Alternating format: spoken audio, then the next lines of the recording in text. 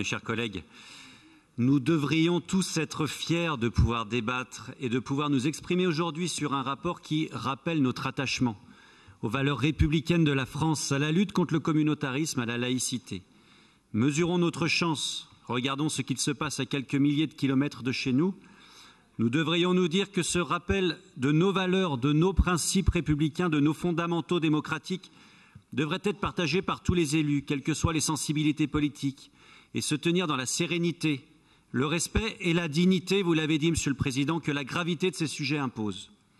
Au lieu de cela, l'opposition de gauche a préféré ces derniers jours, et aujourd'hui encore dans cet hémicycle, et ces derniers jours par voie de presse, faire de la petite politique politicienne. Eh bien, je vous le dis, j'ai honte.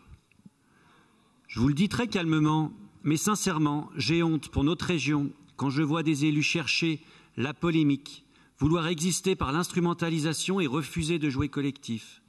Et certaines attitudes indignes constatées ce jour ne me rassurent pas.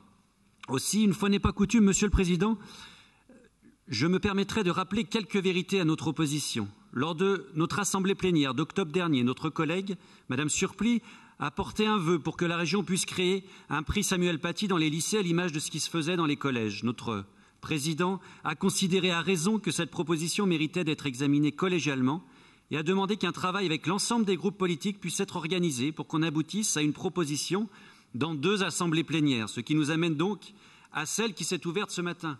Nous étions donc tous parfaitement prévenus dès le mois d'octobre qu'un rapport serait présenté autour du printemps sur les grands principes républicains. Il n'y a donc ni précipitation, ni accélération du calendrier, comme l'ont sous-entendu les groupes d'opposition de gauche et d'extrême gauche. Première contre-vérité donc. Il s'agit tout simplement pour nous de nous doter d'une charte et d'un contrat d'engagement républicain pour agir. Attendre davantage ? Mais combien de temps devrions-nous encore rester aveugles et sourds face aux attaques de nos symboles, face à la hausse des faits antireligieux, face aux montées du communautarisme? Il y a une impérieuse nécessité à agir et vite. Je rappelle qu'il s'agit d'un de nos engagements de campagne et nous tenons nos engagements. Comme annoncé en octobre, un groupe de travail sur la laïcité et la liberté d'expression avec un représentant de chaque groupe politique a donc été créé et s'est réuni pour la première fois le 28 février dernier. Les 8 groupes étaient présents.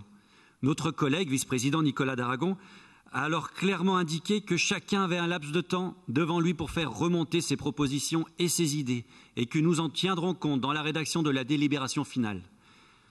Vous nous reprochez de vous avoir envoyé 4 jours plus tard un projet de rapport qui, je rappelle, était un document de base puisqu'il fallait bien partir de quelque chose, un document de travail, donc un document à amender.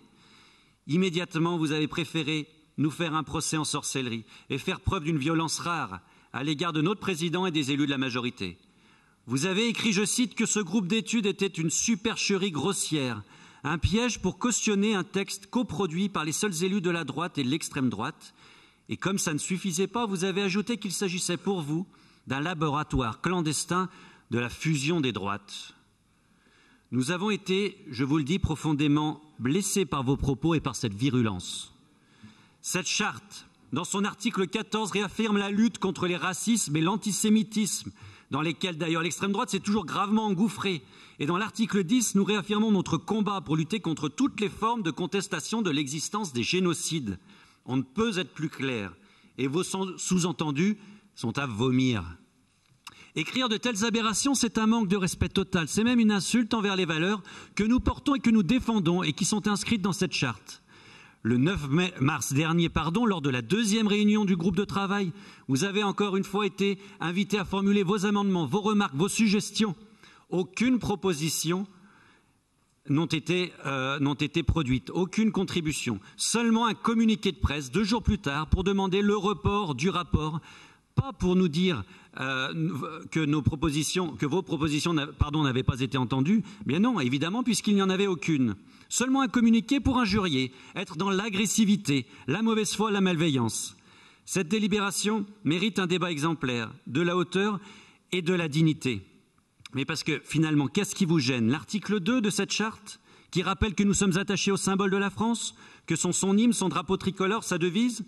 C'est peut-être l'article 3 qui promeut la langue française quand vous vous faites les apôtres de l'écriture inclusive qui n'a en réalité d'inclusif que le nom. C'est peut-être l'article 4 qui vous met mal à l'aise, qui explique que la région promeut l'identité de la France, alors que votre combat consiste régulièrement à taper sur nos traditions, confère votre acharnement sur l'exposition de l'art centenier. Ou c'est peut-être cet article 6 qui vous gêne, qui déclare que la région s'attache à lutter contre les intégrismes, tout particulièrement l'islamisme. Contrairement à certains d'entre vous ici, nous n'oublions pas, nous, les 260 victimes du terrorisme islamique tombé depuis 2015. Nous n'oublions pas le père Hamel, ni Samuel Paty, l'ancien lycéen de notre région. Et nous redisons tout notre soutien à Mila et à tous ceux qui, comme elle, sont en proie au fondamentalisme islamique. Ce qui vous gêne, c'est peut-être l'article 7, qui rappelle que nous défendons la liberté de la femme et le fait notamment de ne pas avoir à se faire imposer une tenue vestimentaire.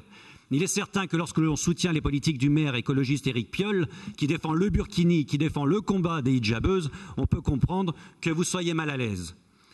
Alors, vraiment, nous aurions aimé un consensus sur un tel rapport. Nous aurions alors renvoyé l'image d'une Assemblée unie pour défendre sans compromis possible les valeurs socles de notre pays. Ça n'est donc pas le cas.